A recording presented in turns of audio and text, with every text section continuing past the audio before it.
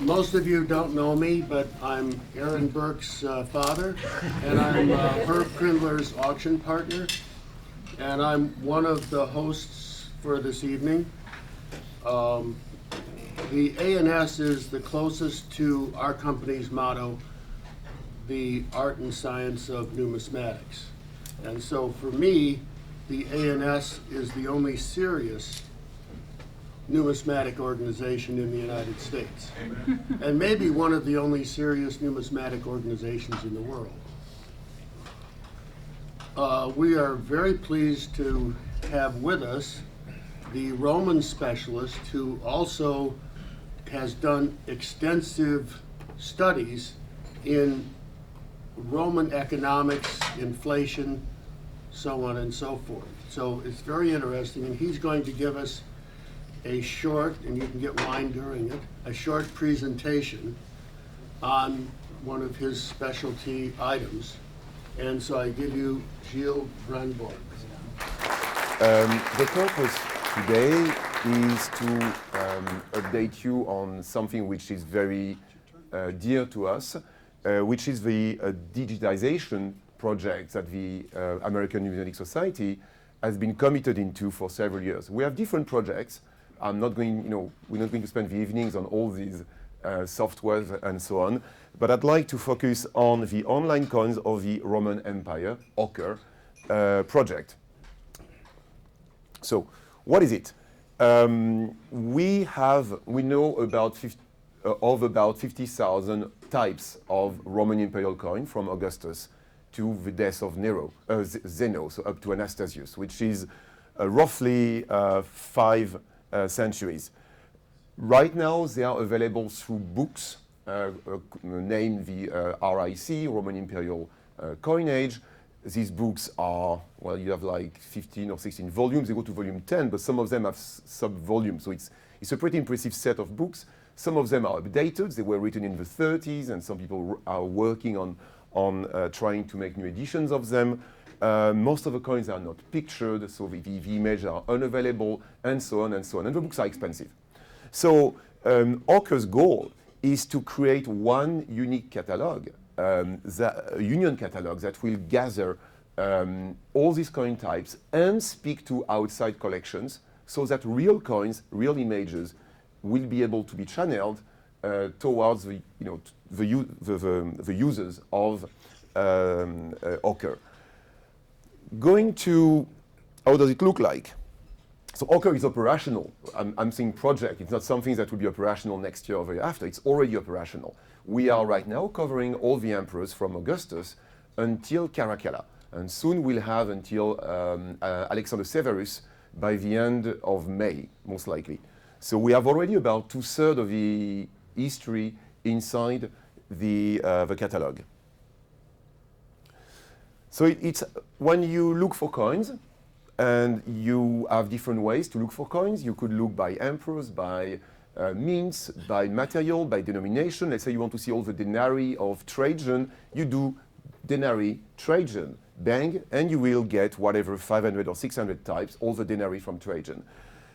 Here I was looking for the coins of Nero, and you would have a catalog of coin of Nero ordered alongside the RIC numbers. So here you're seeing a denarius and an aureus of Nero.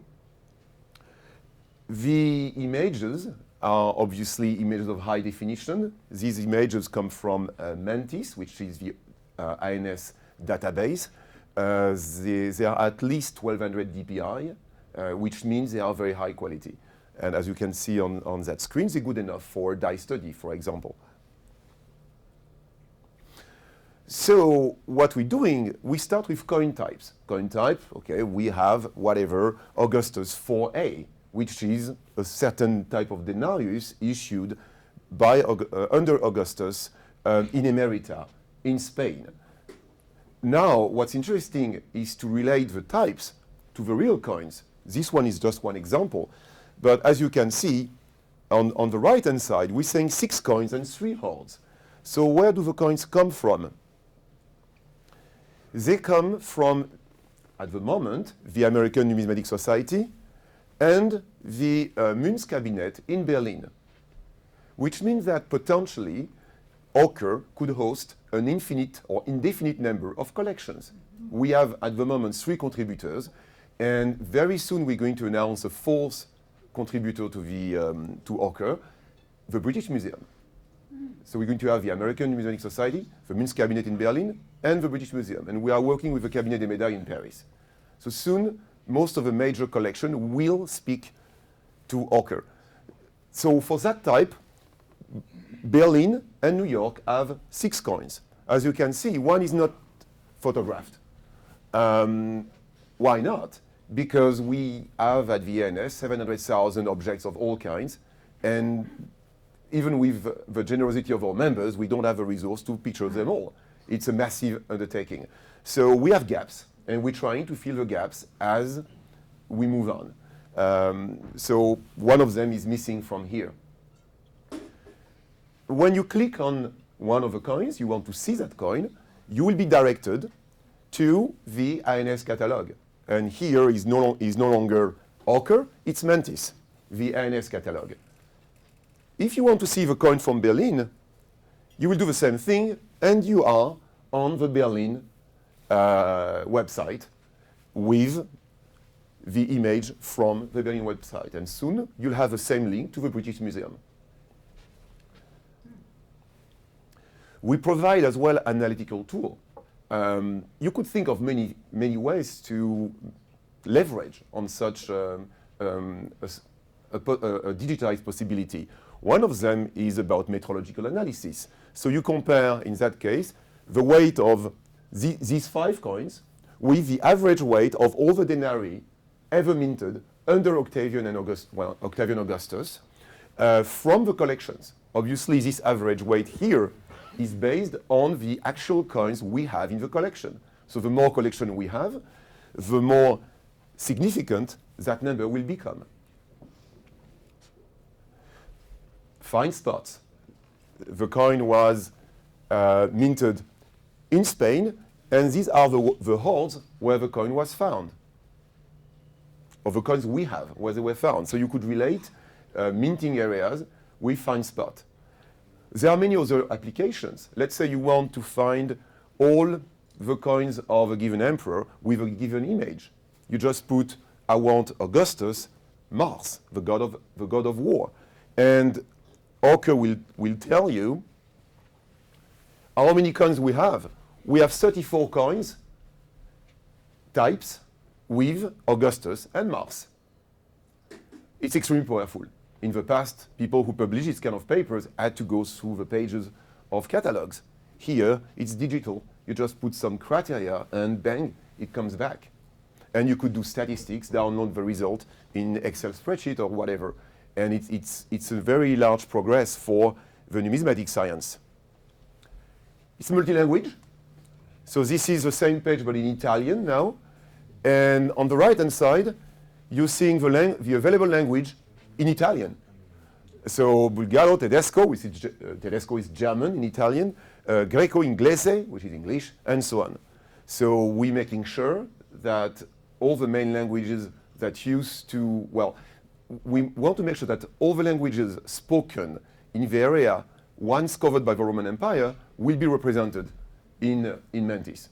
If I'm not wrong, there are about 50 modern countries encompassed in what used to be the Roman Empire. But that's not 50 languages, because many countries share the language, like Arabic in most of North Africa and so on. The great news we received about a week ago was that the American Numismatic Society has been granted quite a significant amount of money by the NEH, which is a federal fund funding projects in the humanities. And we have been awarded $300,000 to pursue with this project over the next 3 years, which is an extremely big news for us, because as of that grant, we were rather short-funded, I would say. And we had to resort to extreme measure to finance the advancement of our project. So we looked for pennies at some point, but it takes a while to collect pennies on the sidewalks of Brooklyn. So then we moved into another trick. The other trick was, and it actually a newspaper found about it, and there was a paper on Monday about the coins of Bryant Park. Bryant Park, they find about $4,000 a year, and it happens that we know the one of the managers of Bryant Park, and they gave us their coins so that we could study them.